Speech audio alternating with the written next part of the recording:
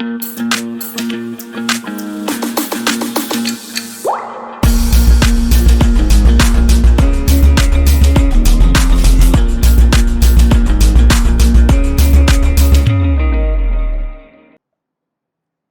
everyone, welcome back to the Layman Way and आज के lecture में हम ये देखने वाले हैं कि ऐसे कौन से ट्रिक्स आप यूज़ कर सकते हो इंटेलिजेंट गेसिंग के लिए। और ये जो सीरीज़ रहेगी इसमें हम क्या करने वाले हैं, इसमें हम प्रीवियस ईयर जो क्वेश्चन हैं जीएस के, जो प्रीलिम्स के प्रीवियस ईयर क्वेश्चन हैं उनमें जो ट्रिक्स लग रही हैं या फिर उनसे हम कुछ जो डिड्यूस करके इंटेलिजेंट गेसिंग कर सकते थे या कर सकते हैं आगे, या कुछ चीज़ें ऐसी हैं जो पर्टिकुलर टाइप का पैटर्न फॉलो करती हैं, उनको हम इसमें देखेंगे।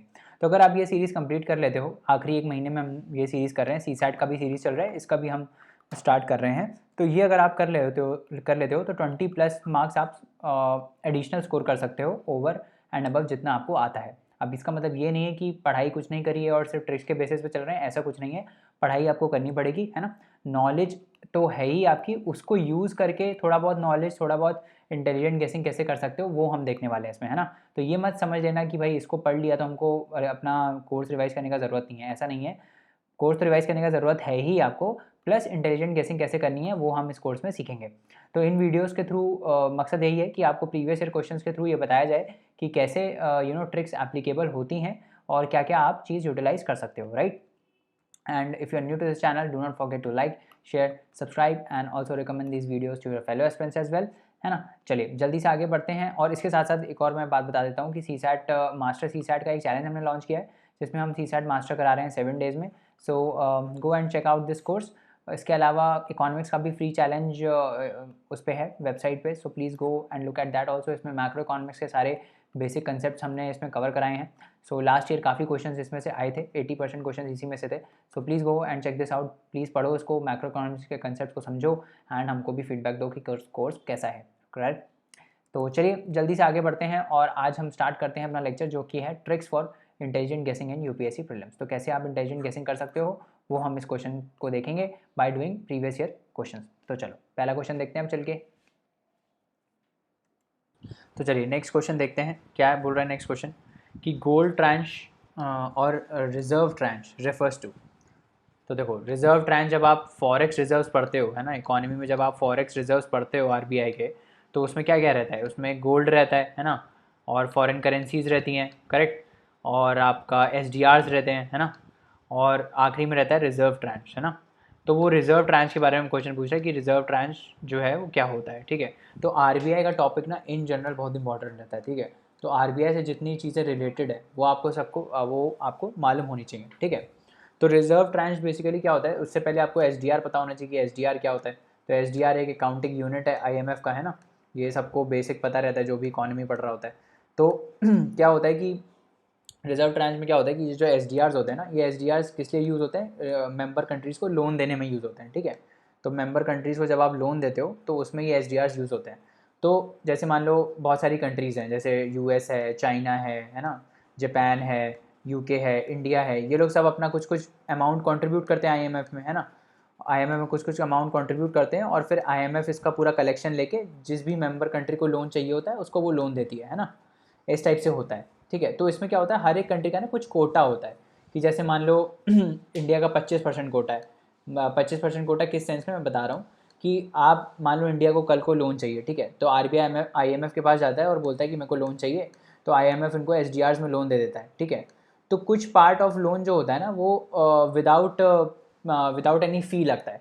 अब जैसे मान लो आपको खूब सारा लोन चाहिए तो उसमें फ़ी लगता है, कोई आईएमएफ कोई फ़ी लगाता है, बट कुछ परसेंट ऑफ लोन जो है वो आप बिना फ़ी के ले सकते हो, ठीक है। इसी को बोलते हैं रिजर्व ट्रांच। रिजर्व ट्रांच मतलब आपके लिए रिजर्व किया हुआ है वो हमने मनी, और ये इस पर डिपेंड करता है कि आप कितना कंट्रीब्यूट करते हो, मतलब आईएमएफ को आप कितना कंट्रीब्यूट करते हो उस पर डिपेंड करता है, ठीक है। तो रिजर्व ट्रांच बेसिकली आईएमएफ का क्रेडिट सिस्टम है, ठीक है, जिससे वो क्रेडिट इंश्योर करता है कि क्रेडिट फ्लो कितना है, समझ में आ रहा है। तो वो होता है। अब इसमें ये स्ट्रेट फॉरवर्ड है, ये आपको मालूम है तभी कर पाओगे, इसमें कोई गैस वर्क नहीं है, ठीक है। Credit system by IMF to its member, ये है इसका आंसर, ठीक है। अगला क्वेश्चन देखते हैं। With reference to the provisions contained in the part 4 of the constitution of India, which of the following statements is are correct. बहुत ही सिंपल क्वेश्चन है। इसमें बस आपको ये चेक कर रहा है कि आपको ये मालूम है कि नहीं कि पार्ट 4 किससे डील करता है, ठीक है। तो पार्ट 3 में क्या है, फंडामेंटल राइट्स, पार्ट 4 में क्या है, डीपीएसपी, है ना। Directive principles of state policy से ये डील करता है। और पार्ट 4A में क्या है, फंडामेंटल ड्यूटीज़ है ना, पार्ट 4A में फंडामेंटल ड्यूटीज़ हैं, ठीक है। तो DPSP के बारे में स्टेटमेंट्स हैं कुछ, पढ़ते हैं क्या है। पहला है they shall be enforceable by the courts, they shall not be enforceable by any court. Third क्या है, principles laid down in this part are to be influence to influence the making of laws by the state, ठीक है। अब DPSP अगर आपने अच्छे से पढ़ा है तो आप ये आराम से क्वेश्चन कर सकते हो कि पहले अच्छा नहीं भी पढ़ा था तो आपको ये पता चल जाएगा कि 1 और 2 में से कोई एक सही है, ठीक है, या तो 1 सही होगा या तो 2 सही होगा, है ना, इन दोनों में से कोई एक सही है। अब क्या DPSP एनफोर्सेबल होते हैं, है ना, DPSP क्या होते हैं, दीज आर गाइडिंग प्रिंसिपल्स, कि भाई स्टेट जो है इनको माइंड में रख के लॉज फ्रेम करेगा, है ना, लॉज फ्रेम करेगा। अब मान लो DPSP में एक आर्टिकल है कि भाई ये जो क्या बोलते हैं, स्टेट शैल इंश्योर कि ओल्ड एज में या फिर अनएम्प्लॉयमेंट में स्टेट उनको पैसे देगा या फिर उनको हेल्प करेगा। अब मान लो स्टेट के पास इतना पैसा है ही नहीं कि वो अनएम्प्लॉयमेंट में किसी को एम्प्लॉयमेंट प्रोवाइड कर पाए, तो क्या वो कोर्ट के पास चला जाएगा? नहीं, कोर्ट के पास नहीं जाएगा, है ना। तो ये बेसिकली क्या होता है, दीज आर नॉन एन्फोर्सेबल, है ना, ये कोई इन्फोर्सेबल नहीं होता। ये पहली स्टेटमेंट होती है जब आप पढ़ते हो DPSP की, these are not enforceable in the courts, कोई कोर्ट में इन्फोर्सेबल नहीं होता है, ठीक है। उसके बाद तीसरा क्या है कि ये these are the principles laid down in the part to influence the making of laws, yes these are the guiding principles. ये अंबेडकर जी ने बोला था ना कि DPSP are basically the guiding principles, है ना, कि ये जो है ये स्टेट को गाइड करते हैं कि उनका जो लॉ है वो कैसा होना चाहिए। अगर वो DPSP को फॉलो करता है तो अच्छा लॉ है, इस टाइप से, है ना।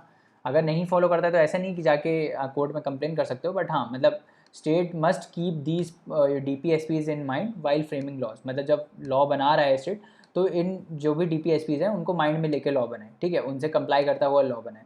समझ में आ रहा है? तो ये 3 हो जाता है सही, तो इसका आंसर है 2 और 3। सिंपल क्वेश्चन है, आगे बढ़ते हैं। Consider the following statements. अब फॉलोइंग स्टेटमेंट्स के बारे में पूछा है, क्या है देखते हैं।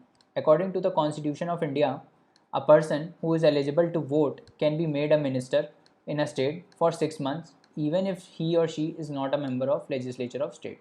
देखते हैं दूसरा क्या बोल रहा है। According to RPA 1951, a person convicted of a criminal offence and sentenced to imprisonment for 5 years is permanently disqualified from contesting an election even after his release from the prison, ठीक है।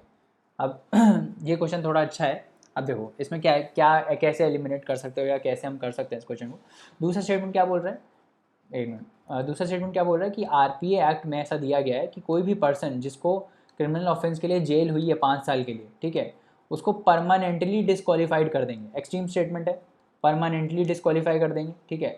हमेशा कभी वो इलेक्शन नहीं लड़ सकता from contesting an election even after is release from the prison. Even after जेल से छूट गया, अपनी सज़ा उसने काट ली, उसके बाद भी वो इलेक्शन कंटेस्ट नहीं कर सकता। क्या ऐसा हो सकता है? कितने क्रिमिनल्स इलेक्शन में खड़े हो जाते हैं, है ना। तो ऐसा तो ये तो गलत है कि भाई क्रिमिनल 5 साल के लिए जेल मिली तो क्या बोलते हैं खड़ा नहीं कर सकता इलेक्शन में, तो दिस इज़ रॉन्ग। तो 2 हो गया रॉन्ग। अब इस ऐसे क्वेश्चन में क्या होता है ना, जो 2 स्टेटमेंट वाले क्वेश्चन होता है, इनमें आप एलिमिनेट करके वैसे कुछ कर नहीं पाओगे, बट आपको दोनों स्टेटमेंट्स पता होने चाहिए, तभी आप कर पाओगे। अब पहला स्टेटमेंट क्या बोल रहा है। पहला स्टेटमेंट बोल रहा है अकॉर्डिंग टू द कॉन्स्टिट्यूशन कि कोई भी पर्सन जो एलिजिबल है वोट करने के लिए, he can be made a minister for state for 6 months even if he और she is not a member of legislature of state. अब देखो इसमें मैं आपको बताता हूँ कि गलती होती कैसे एग्ज़ाम में जब आप बैठे होगे और इस पूरे पॉइंट को पढ़ोगे ना, तो आपका फोकस नेचुरल में पता है कहाँ जाएगा, सिर्फ यहाँ पे जाएगा कि मिनिस्टर है, 6 महीने के लिए इलेक्ट हो सकता है, हाँ हो सकता है। अगर वो मेंबर ऑफ लेजिस्लेचर नहीं है तब भी वो 6 महीने के लिए इलेक्ट हो सकता है। बस इतना ही आपके दिमाग में रहेगा। बाकी जो ऊपर वाला स्टेटमेंट है ना कि according to the constitution of India a person who is eligible, ये सब दिमाग में रहता नहीं है, क्योंकि हमारा माइंड मेन चीज़ पे फोकस करता है कि भाई मिनिस्टर जो है वो 6 महीने के लिए इलेक्ट हो सकता है, मतलब बिना मेंबर ऑफ लेजिस्लेचर हुए, तो आप सही मार के आ जाते हो। बट ऐसा नहीं करना है। तभी बोलते हैं कि जब आप पेपर पढ़ रहे हो तो एकदम कंसंट्रेशन के साथ और एक एक लाइन पढ़ो। क्या करो कि जो भी आप जब भी पढ़ रहे हो तो उसमें जो मेन इंपॉर्टेंट पॉइंट है, जैसे कॉन्स्टिट्यूशन ऑफ इंडिया, उसको अंडरलाइन कर दिया।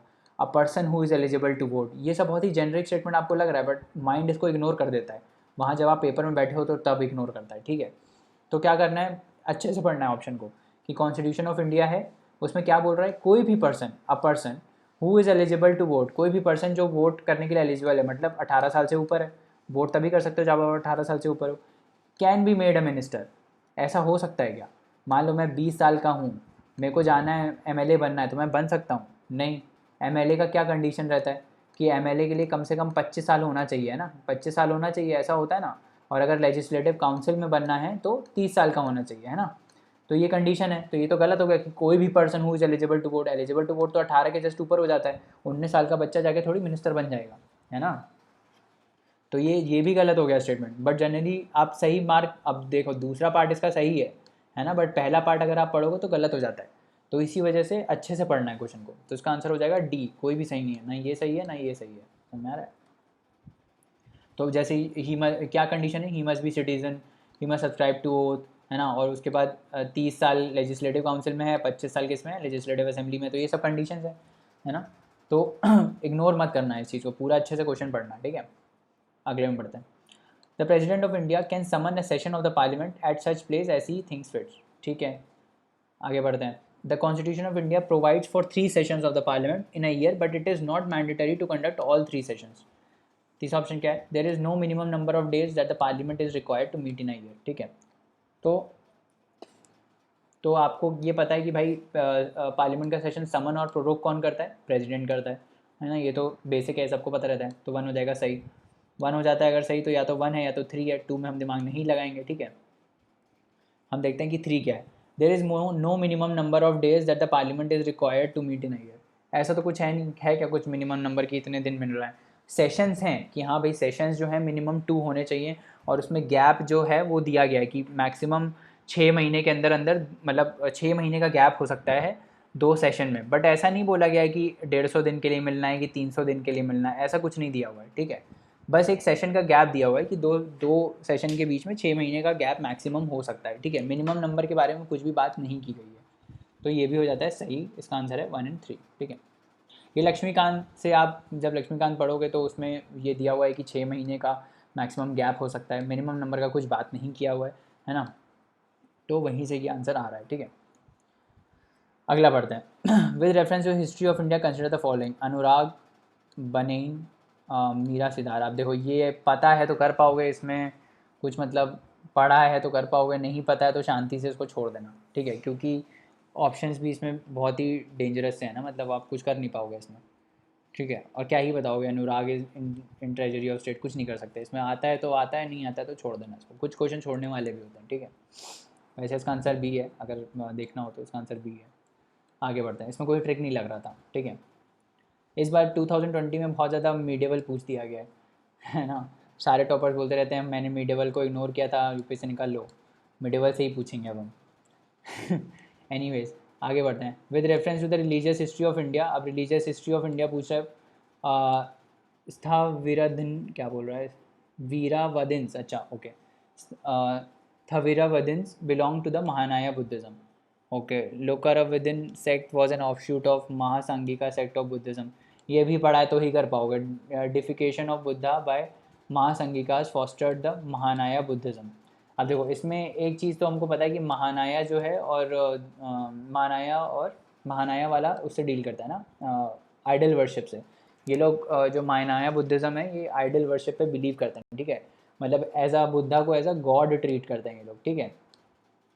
तो इसमें 3 सही हो सकता है कि डाइफिकेशन मतलब भाई गॉड की तरह ट्रीट करना, ठीक है। तो ये सही हो सकता है, बट इससे कुछ आ नहीं रहा है। 1 तीनों में ही है ये, बस एक ही एलिमिनेट हो पाएगा इससे। और क्या है, अब ये पता होना चाहिए तभी कर पाओगे। लोकातर्वेदन सेक्ट वाज एन ऑफशूट, पता होना चाहिए, इसमें भी कोई ट्रिक नहीं लग रहा है ना। इसका आंसर क्या है, बी है। ओके, तो ये पढ़ लेना आप, महायाना बुद्धिज़्म और जो थेरावाडा है बुद्धिज़्म वो कौन सा है। हिनाया भी होता है, महानाया हिनाया जो है वही थेरावाडा हिनाया भी बोलते हैं उसको। तो वो क्या है, ये इंपॉर्टेंट चीज़ है तो आपको पढ़ना पड़ेगा ये, है ना। उसी से क्वेश्चन पूछा गया, बेसिकली एनसीईआरटी से ही है क्वेश्चन ये। आगे बढ़ते हैं, हम ट्रिक्स वाले डिस्कस करेंगे।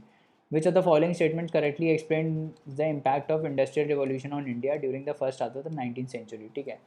अब ये हिस्ट्री का क्वेश्चन है कि मॉडर्न इंडिया का, कि 19th सेंचुरी में जो इंडस्ट्रियल रिवॉल्यूशन आया था, ठीक है, उससे क्या इंडिया पे इफेक्ट पड़ा, ठीक है। तो क्या इफेक्ट पड़ा था, हिस्ट्री पढ़ी होगी तो आपको पता होगा कि जब इंडस्ट्रियल रिवॉल्यूशन आया इंडिया में तो जो लोकल इंडस्ट्रीज़ हैं, जो कॉटेज इंडस्ट्रीज़ हैं, जो बहुत छोटे छोटे, पहले महाराजा के टाइम पे लोग पोएम्स लिखा करते थे, वहाँ पे जाके सुनाते थे तो उनको पेमेंट मिलता था। कुछ कुछ हैंडीक्राफ्ट्स के आइटम बेचते थे वो लोग किंग्स को जाके, तो उनको मिलता था। तो ये सारी इंडस्ट्रीज जो हैं वो रूइन हो गई थी, क्योंकि इंडस्ट्रियल रिवॉल्यूशन आ रहा था, है ना। इनकी ज़रूरत ही नहीं थी, मशीन्स आ गई, अब मशीन्स आ गई और उनसे प्रोडक्ट्स अच्छे बन रहे थे, ठीक है। तो ये लोग they were force to move back to the villages, और विलेजेस में जाके लोग क्या करेंगे, फिर विलेजेस में जाके लोग खेती करेंगे, और खेती करते थे तो क्या हुआ, एग्रीकल्चर पे प्रेशर बढ़ गया। समझ में आ रहा है, पॉवर्टी बढ़ गई इंडिया की, तो ये हुआ था। अब क्वेश्चन देख लेते क्या बोल रहा है। इंडियन हैंडीक्राफ्ट्स वर रूल्ड, वैसे तो ये सही है, yes Indian handicrafts were ruled, but हम तीनों, हमारा क्या रहेगा, हम तीनों पढ़ेंगे। Machines were introduce in the Indian textile industry in large numbers, ऐसा तो कुछ था नहीं। इंडियन टेक्सटाइल इंडस्ट्री में कब ये बहुत लार्ज नंबर्स में तो नहीं थी, ठीक है। इंट्रोड्यूस हुई थी, जैसे महाराष्ट्र में हुई और आपका गुजरात में हुई थी, बट बहुत सारी नहीं थी, एक आध ही थी, वो एक आध दो थी बस। तो ये हो गया गलत, ठीक है। Railway lines were laid in many parts of the country, ये भी गलत है। Railway lines were laid in 90s, I guess 1953 में या ऐसा कुछ था, जब 1933 I guess, I don't remember. But railway lines का क्या था, एक मिनट देख लेते हैं। रेलवे लाइंस कब फर्स्ट रेलवे, सॉरी, मिड 1860 में they were laid only in the latter half of the 19th century that the railway expansion gathered space in India. तो मैनी पार्ट्स में तो नहीं थी, है ना, इनिशियली।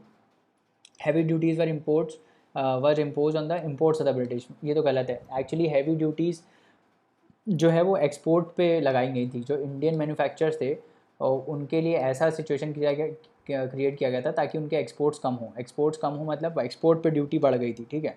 और इंपोर्ट पे जो ब्रिटिश के बाहर से प्रोडक्ट आ रहे थे इंपोर्ट के, उस पर ड्यूटी कम कर दी थी उन्होंने, ताकि इनका माल इंडिया में जाके ज़्यादा बिक पाए। तो लोग क्या करते थे, इंडिया से कॉटन लेते थे, वहाँ पे गारमेंट्स बनाते थे, फिर इंडिया में आके बेच देते थे इसको। समझ में आ रहा है, ऐसे चलता था। तो इसका आंसर ये है कि इंडियन हैंडीक्राफ्ट इंडस्ट्रीज जो हैं वो रूइन हो गई, ठीक है। ये तो आप पढ़ा होना चाहिए, इसमें क्या ट्रिक। तो आज का लेक्चर इतना ही है ना।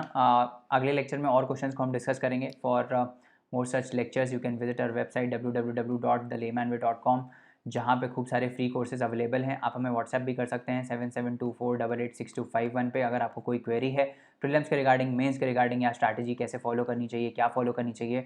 You can book our session also, जिसमें हम आपको 1 घंटे का मेंटर्ड सेशन देते हैं to guide you towards prelims and mains. तो वो भी आप चेकआउट कर सकते हैं। इसके साथ साथ हमारे वेबसाइट पे बहुत सारे फ्री कोर्सेज भी अवेलेबल हैं और पेड कोर्सेज भी अवेलेबल हैं। So go and check it out. Thank you so much. पढ़ते रहिए, हार्ड वर्क करते रहिए। अगले लेक्चर में मिलते हैं। Bye bye and take care.